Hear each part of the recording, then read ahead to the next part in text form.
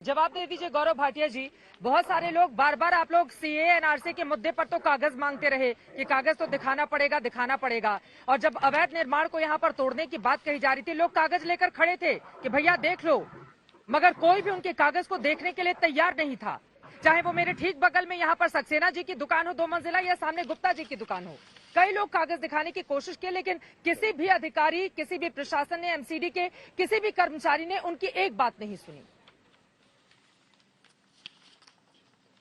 चित्रा जी देखिए, सबसे पहले तो कानून की जानकारी जो है ना बड़ी आवश्यक होती है।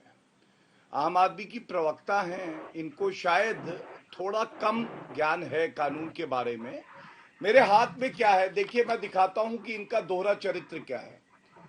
पीडब्ल्यूडी दिल्ली सरकार की एक डिमोलिशन ड्राइव अंडरटेक करती है। ये अभी मार्च के महीने में ही है और इसमें 2 बातें बड़ी प्रमुखता से आती हैं। पीडब्ल्यूडी के जो अधिकारी हैं वो कहते हैं फुटपाथ पर अगर निर्माण होगा तो इसको हटाया जाएगा और इसके लिए कोई नोटिस की आवश्यकता नहीं है। आपका भी सवाल यही था, तो मैं ये भी बता दूं कि ये दिल्ली हाईकोर्ट का जजमेंट है जो यही बात कहता है कि रोड है, सार्वजनिक स्थल है, यहाँ पे अगर कोई बीच में अतिक्रमण करेगा, किसने करवाया है?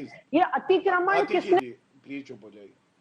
चित्रा जी आप चुप करा लीजिए। भाजपा के नेताओं ने पैसा खाया है कि नहीं खाया? बदतमीजी करनी है। आतिशी जी आप बोलिएगा, गौरव भाटिया जी की बात जल्दी से पूरी हो जाए।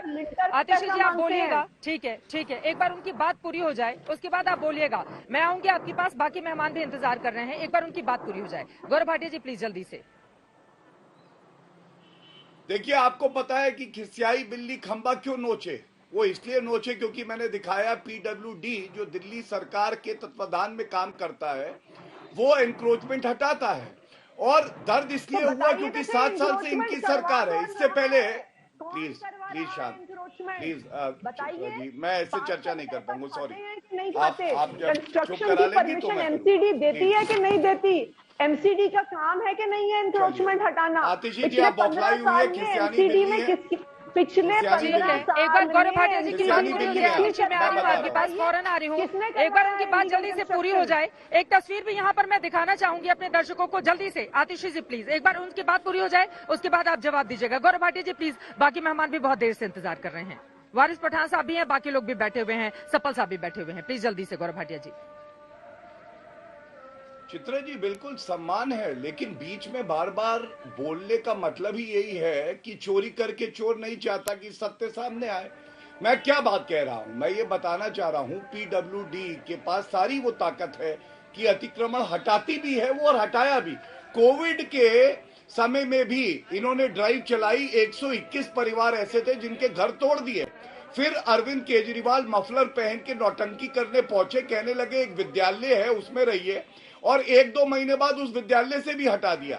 ये बात इसलिए बड़ी महत्वपूर्ण है कि इनसे खुद को कुछ होता नहीं है। 15 साल में किसने करवाया है? जो पूरी दिल्ली में इलीगल जल्दी से 2 लाइन में अपनी जवाब दीजिए। एक तस्वीर दिखाना है हमें अपने दर्शकों को जल्दी से। कोई बात नहीं, अच्छा है दर्शक देख रहे, दर्शकों थोड़ा ट्वीट करिए। बौखलाई हुई है, खिसियानी बिल्ली खंबा नहीं चढ़ पा रही आज लग रहा है, वो बीच में बार बार बोल रही है। ठीक है गौरव भाटिया जी, अरे आपके पास सब कुछ है ना, जल्दी से कंस्ट्रक्शन करवाया है, उस बात का आपके पास जवाब नहीं है।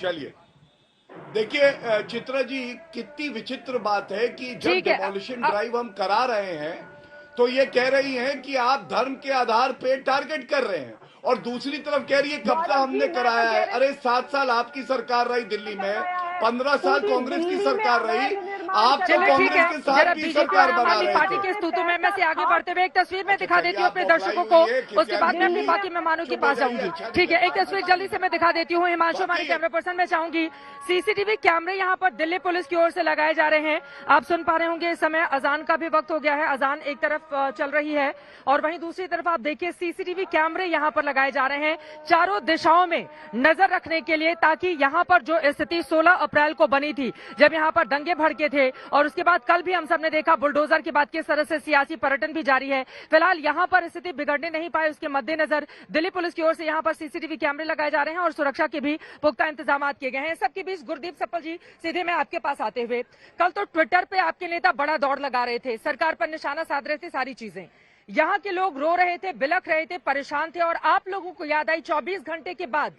तो ये सवाल क्यों नहीं पूछा जाए कांग्रेस पार्टी से कि उसको भी जागीरपुरी का ये जो सियासी पर्यटन है वो खूब भा रहा है।